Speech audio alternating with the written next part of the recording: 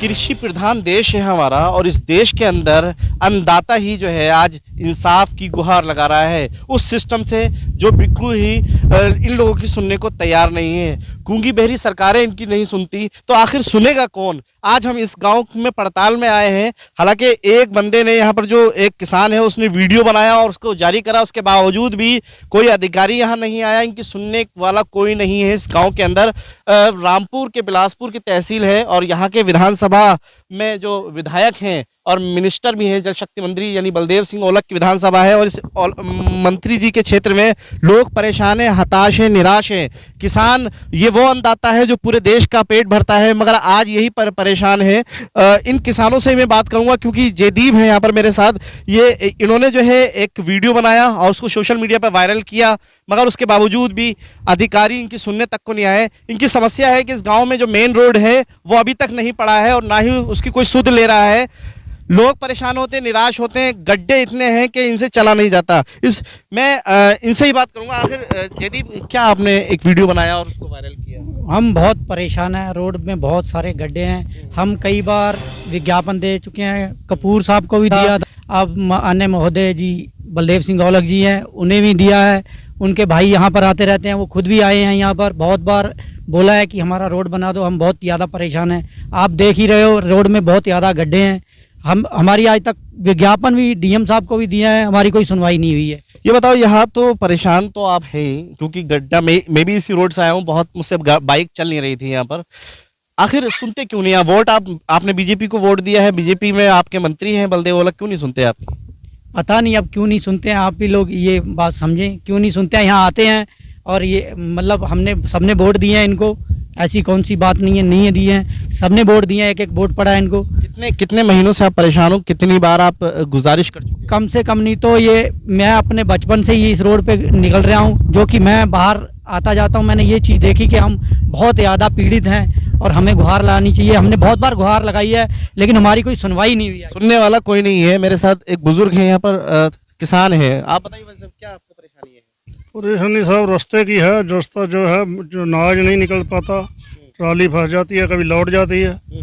गड्ढे हैं, उनको कई दफ़ा ज्ञापन दिए गए हैं लिख के, मगर वादे कर देते हैं, बनाते नहीं कोई भी। कोई सुनते नहीं? कोई सुनता नहीं। आप बताइए वैसे कोई सुनवाई है? सर यहाँ पे बचपन से ही हम स्कूल भी जाते थे तो यहाँ पे खड्डे बहुत मुश्किल से जाया जाता था। तो अभी फिर भी मतलब ये ईंट का है मगर यहाँ पे अभी भी खड्डे हैं, जाना मुश्किल। हाँ जी, हाँ खड़ंजा है। हाँ जी, बड़ी दिक्कत है बाबूजी, गड्ढे भी हैं, सब कुछ है, बहुत परेशानी है। बच्चे स्कूल जाते जब भी कोई नहीं सुनने। आप भी बताइए, आप युवा हैं।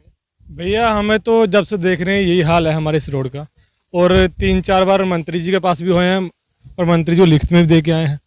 और हमारे तो स्कूल वालों टीचरों ने मना कर दिया, स्कूल वालों ने, कि बच्चों की बस नहीं आएगी। जो यहाँ तक बस आती थी पहले उन्होंने मना कर दिया, पहले अपना रास्ता सही कराओ फिर बच्चों की बस आएगी, ठीक है। और बस जो आती है पूरी झूलती है, लौटने का डर है बच्चों का। आप सरकार बनाते हो, मंत्री बनाते हो, विधायक बनाते हो, मगर उसके बावजूद आप नहीं सुनते, तो फिर क्या आपको निराशा? बिल्कुल भी, हमने तो खुल के इलेक्शन लड़ाया है बीजेपी का, मंत्री साहब को सब पता है। और मंत्री जी के पास, मंत्री जी उनसे हमें नहीं जानते हैं, रात दिन आने वाले यहाँ पे सब जानते हैं उन्हें भी, और सब परिवारों को जानते हैं, हमारे गाँव वालों को। तो हम कई बार मंत्री जी के पास जा चुके हैं। हमारा जो बहापुर गंगापुर पड़ता है, हाँ जी, बहापुर हिरनखेड़ा भी पड़ा, मतलब बहापुर गंगापुर। हाँ जी साहब, हमारे तो यहाँ शुरू से लेके अब तक ही इतने गड्ढे हैं कि बेहिसाब। जब बरसात होती है तो पानी ही पानी हो जाता है, कम से कम पैंट उतार के बच्चे स्कूल में जाते हैं। और जो बस तो आती नहीं है, बस तो बहुत स्कूल वाले कहते हैं कि बस तो हमें भेजनी नहीं है। तो हमारे रोड पे इतने गड्ढे हैं, आप अपना इंतजाम करिए, रोड बनवाइए। तो फिर कौन जिम्मेदार, उसका जिम्मेदारी कोई ले सकता है? अच्छा जयदीप, तुम बहुत दिनों से सक्रिय हो, मुझे भी तुमने कॉल की कि भाई आ जाओ, क्योंकि आपकी सुन ही नहीं रहा है। तो कोई तो क्या लगता है आपको, फीलिंग क्या लगता है? क्योंकि आपने वोट दिए हैं, उसके बाद भी इस देश के प्रधानमंत्री बनाए आपने, विधायक बनाए, मंत्री बनाए, मगर उसके बावजूद भी आपकी नहीं सुनते, तो क्या लगता है आपको? बहुत बुरा महसूस होता है कि हम इस देश के नागरिक ही नहीं है, लग रहा है हमें, ऐसे लग रहा है कि हम जैसे पाकिस्तान में रह रहे हैं। हमारे साथ बहुत बुरा व्यवहार किया जा रहा है, जो कि हम वोट भी देते हैं, सब कुछ है, सब कुछ कर रहे हैं, लेकिन हमारा रोड फिर नहीं देखा जा रहा है। हम कई बार ये वीडियो वायरल की हैं, आपने देखी होंगी। मैंने सबको, ये सब लोगों ने कहा कि ये सही है कि आप ये आपकी पीड़ा है, आपको उठानी चाहिए, और हम जरूर उठा रहे हैं, कोई नहीं सुन रहा है। एक समस्या हमारे गांव में एक नहीं है, समस्या बहुत समस्याएं बताएं तो। एक तो रास्ते की समस्या है। अब जो आप सूखे में निकल के आए हो, आपको खाली ये गड्ढे दिख रहे हैं। अब थोड़े दिन बाद बयाना जैसी बरसात शुरू हो जाएगी तो गड्ढों में पानी ही दिखेगा, और ना कोई यहाँ पानी निकलने का जुगाड़ है कोई भी। ठीक है, जब बरसात पड़ती है और रोड के ऊपर से पानी चलता है, गांव का प्रधान बनाते हो वो नहीं सुनता। गांव के प्रधान, पहली बात तो ये हमारा इस गांव का प्रधान तो बनता है कागजों में, लेकिन हमें ये नहीं पता कि आज तक हमारा कोई प्रधान है भी या नहीं। बनाते तो हम हैं, लेकिन हमारा अभी काम कोई भी एरिया है, हमारे सरदारों घर जो पढ़ते हैं, हमारे यहाँ कोई पोलिंग बूथ नहीं लगता है।